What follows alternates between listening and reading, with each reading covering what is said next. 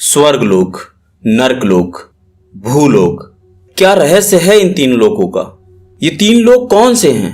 ये संसार जिसे भौतिक वास्तविकता भी कहा जाता है, 5 तत्वों का मिश्रण है। फिर भी जब किसी प्राणी के लिए इन 5 तत्वों का खेल खत्म हो जाता है, तब भी यह जीवन चलता रहता है। हमारा यह मानव शरीर 5 तत्वों से मिलकर बना है: पृथ्वी, जल, अग्नि, वायु और आकाश। पृथ्वी तत्व से हमारा भौतिक शरीर बनता है। जिन तत्वों और धातुओं अधातुओं से पृथ्वी बनी है, उन्हीं से हमारे भौतिक शरीर की भी रचना हुई है।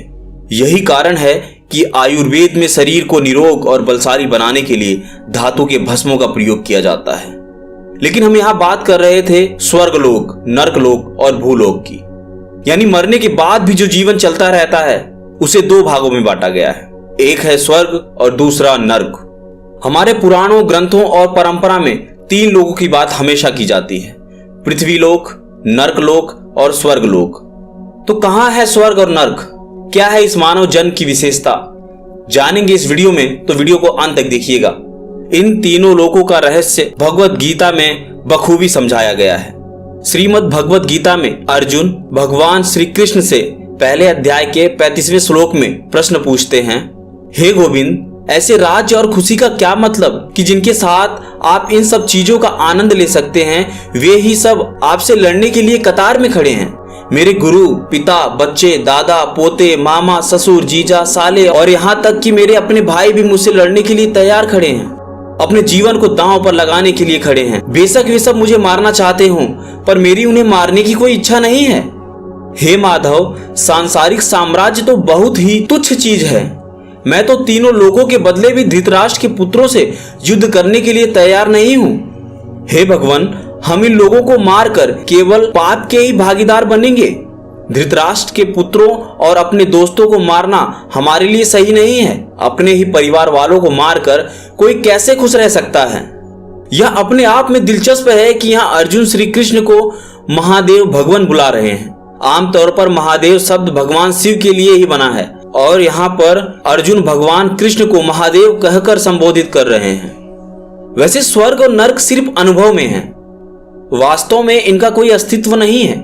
मरने के बाद भी जो जीवन चलता रहता है, उसे 2 भागों में बांटा गया है, जिसे मैं पहले ही बता चुका हूँ। वह है स्वर्गलोक और नर्कलोक। लेकिन आजकल अंग्रेजी भाषा में इन शब्दों का मतलब थोड़ा संकीर्ण हो गया है, थोड़ा कठिन हो गया है। एक बार आपने अपना शरीर छोड़ दिया तो आपके पास कोई विकल्प नहीं बचता। आपके पास विवेक और विचार में अंतर करने की क्षमता नहीं होती, क्योंकि आपके शरीर के साथ साथ आपकी समझ भी चली जाती है। क्योंकि आपका विवेक जा चुका है, इसलिए आप केवल अपनी प्रवृत्ति के अनुसार ही चलते हैं। वैसे अंग्रेजी में नर्क को हेल और स्वर्ग को हेवन कहा जाता है। बौद्ध धर्म में इन्हें निचली और ऊपरी दुनिया कहा जाता है। इसका अर्थ यह नहीं है कि संसार ऊपर और नीचे है। ऊपर और नीचे केवल सांकेतिक शब्द हैं, जो आपकी समझ और अनुभवों से संबंधित है। यह हम एक दूसरे को समझाने के लिए इन सांकेतिक शब्दों का उपयोग करते हैं। अपने स्वभाव के आधार पर ही कुछ लोग कष्टपूर्ण अवस्था में पहुंच जाते हैं। यही नहीं, इन तत्वों के विचार रहते हुए भी कुछ लोग अपने अंदर पीड़ा पैदा कर लेते हैं, जबकि कुछ लोग अपने भीतर आनंद पैदा कर लेते हैं। ऐसा देखा जाए तो हम सब एक ही तरह के पदार्थों से निर्मित हैं। यानी हमारा यह जो शरीर बना है, वह 5 तत्वों से मिलकर बना है। और सिर्फ मेरा ही नहीं, हम सबका यह शरीर इन 5 तत्वों से मिलकर बना है। पृथ्वी, जल, अग्नि, वायु, आकाश, यही वो 5 तत्व हैं जिनसे मिलकर हमारा यह मानव शरीर बना है।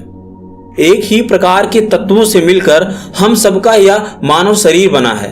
लेकिन फिर भी हम एक दूसरे से कितने अलग हैं। कोई डर में है, कोई गुस्से में है, कोई बेचैन है, कोई मजे में और कोई प्यार में है।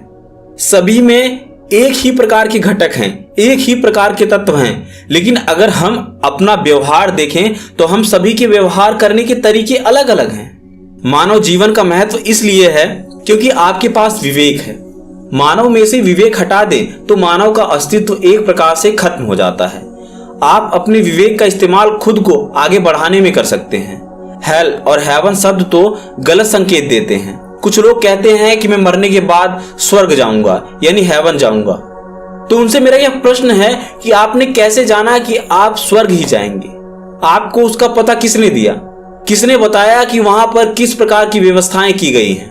यह सब चीजें सिर्फ मानव निर्मित हैं एक दूसरे को भ्रमित करने के लिए इजाद की गई नए नए शब्द हैं।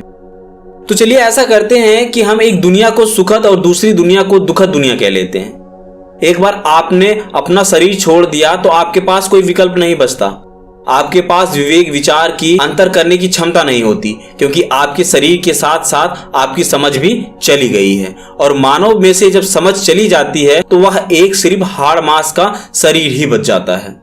अगर आपने कोई शरीर धारण किया हुआ है और आप फिर भी अपनी समझ का इस्तेमाल नहीं करते तो आप अपनी प्रवृत्ति के अनुसार बहते चले जाएंगे। क्योंकि आपका विवेक जा चुका है, इसलिए आप केवल अपनी प्रवृत्ति के अनुसार ही चलते हैं। अगर आपने अपनी प्रवृत्ति कष्टदायी बनाई है तो आप उसे रोक नहीं सकते, और यह कष्ट तब तक चलता रहेगा जब तक कि उसकी ऊर्जा उस सीमा तक नहीं चली जाती जहां उस प्राणी को दूसरा शरीर मिल सकता है। इन दुखद और सुखद दुनिया में वास करने वाले प्राणियों को अलग अलग श्रेणियों में बांटा गया है। यक्ष, गंधर्व, देव जैसे प्राणी आनंदमय होते हैं, परंतु वे सभी आनंद के अलग अलग स्तरों में होते हैं। इन तीन तरह के लोकों में से केवल भौतिक संसार में ही बुद्धि और विवेक सक्रिय होती है। आप में अंतर करने की क्षमता होती है। आप अपने से इतर कुछ बना सकते हैं। बाकी बची दो दुनिया में आप अपने ही द्वारा बनाई गई प्रवृत्तियों के अनुसार या तो कष्ट में रहते हैं या मजे में रहते हैं।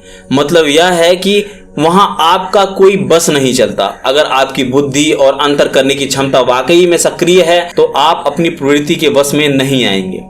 स्वर्ग और नरक लोक बस आपकी प्रवृत्तियां चलाती हैं, लेकिन आपकी बुद्धि आपको भौतिक संसार में चलाती है। यानी यह जो पृथ्वी लोक है जिस पर आप रह रहे हैं, यहाँ पर आपकी बुद्धि ही आपको सक्रिय करे हुए है, या बुद्धि ही आपको यहाँ पर चला रही है। जब आपके मानव शरीर से बुद्धि का नाश हो जाता है तो आपके अंदर स्वर्ग और नरक लोक से संबंधित प्रवृत्तियां आने लगती हैं और आप यह समझने लगते हैं कि आप स्वर्ग में जीना चाहते हैं और नरक में जीना चाहते हैं। दुर्भाग्य से आज भी ज्यादातर लोग अपना जीवन अपनी प्रवृत्ति के अनुसार ही जी रहे हैं, अपने विवेक या अपनी जागरूकता के अनुसार नहीं। अगर आप हर एक पल अपनी मर्जी से जी रहे होते तो निश्चित तौर पर आप आनंद से, खुशी से और प्यार से जीवन जी रहे होते। लेकिन ऐसा दिन के 24 घंटे नहीं चलता, क्योंकि आप अपनी प्रवृत्ति के अनुसार चल रहे हैं, ना कि अपनी मर्जी से। कई धर्मों में तो यह भी कहा जाता है आपको जन्नत का वह दरवाजा मिलेगा जहां पर 72 हुरें आपका इंतजार कर रही होंगी। तो अगर हम इस प्रकार की शिक्षा लोगों को दे रहे हैं तो इसका मतलब हम कहीं ना कहीं उनके साथ खिलवाड़ कर रहे हैं। कहीं ना कहीं हम वो भ्रम फैला रहे हैं जो न सिर्फ मानव के लिए हानिकारक है बल्कि मानवता का भी दुश्मन है। लेकिन ऐसा क्यों है कि पृथ्वी पर ही बुद्धि की क्षमता उपलब्ध है? स्वर्ग लोक और नरक लोक में ऐसा क्यों नहीं है? क्यों वहां पर हम अपनी बुद्धि का उपयोग नहीं कर पाते? हालांकि आपके पास भेद करने की, अंतर करने की क्षमता होती है, फिर भी आप उसका इस्तेमाल यदा कदा ही करते हैं। अगर आपकी बुद्धि और अंतर करने की क्षमता वाकई में सक्रिय है तो आप अपनी प्रवृत्ति के वश में नहीं आएंगे। फिर इससे कोई फर्क नहीं पड़ता कि आपकी कार्मिक प्रवृत्ति क्या है और किस तरह से बाहरी ताकतें आपको उकसा रही हैं। आप हर पल वैसे ही होंगे जैसा आप होना चाहते हैं। इस तरह की कोई भी संभावना, क्षमता और शक्ति केवल तभी कारगर है जब आप इस संसार में प्राणी के रूप में मौजूद हैं। दुखद और सुखद दोनों ही तरह की दुनिया में आपके पास ऐसी कोई संभावना, ऐसी कोई क्षमता और शक्ति नहीं होती। भारत में ऐसी कितनी ही कहानियां हैं जिसमें यह वर्णन है कि देवता भी अपनी शक्ति को और ज्यादा बढ़ाने के लिए अपनी मर्जी से मानव रूप में धरती पर जन्म लेते हैं और जरूरी तप या साधना करते हैं। ऐसा इसलिए क्योंकि मानव में ही भेद करने की क्षमता होती है। अगर आपने कोई शरीर धारण किया हुआ है और आप फिर भी अपनी समझ का इस्तेमाल नहीं करते तो आप अपनी प्रवृत्ति के अनुसार बहते चले जाएंगे, या कुछ ऐसा होगा मानो आप संभावना से परे इस संसार में नहीं हैं बल्कि निष्क्रियता के संसार से ताल्लुक रखते हैं। आप इस संसार में नहीं दूसरे संसार में हो, लेकिन इस समय यह संसार ही सबसे ज्यादा महत्वपूर्ण है क्योंकि यहाँ आपके पास अंतर करने की क्षमता है। इसलिए आप अपनी इस शक्ति को काम में लाइए। अगर आप पूरे दिन ऐसा सोचते रहेंगे तो आप आनंद में ही रहेंगे। तो दोस्तों, स्वर्ग और नर्क सिर्फ हमारे मन की प्रवृत्तियां हैं। तो दोस्तों, अंततः यह कहना गलत नहीं होगा कि स्वर्ग और नर्क सिर्फ अनुभव में है। वास्तव में इनका कोई अस्तित्व है ही नहीं, क्योंकि जीवित अवस्था में हम स्वर्ग और नरक लोक का अनुभव कर ही नहीं सकते। अगर आप वास्तव में स्वर्ग लोक में रहना चाहते हैं तो आप अपने अंदर आ रही इन स्वर्ग और नरक लोक की प्रवृत्तियों को दूर कीजिए। आप अपनी बुद्धि क्षमता का उपयोग कीजिए। आप इस पृथ्वी लोक पर ही स्वर्ग और नरक लोक के दर्शन कर पाएंगे। तो आपको यह वीडियो कैसी लगी? अगर आपको वीडियो पसंद आया है तो वीडियो को लाइक और चैनल को सब्सक्राइब करना ना भूलें। मिलते हैं अगले वीडियो में किसी नई जानकारी के साथ। तब तक के लिए नमस्कार।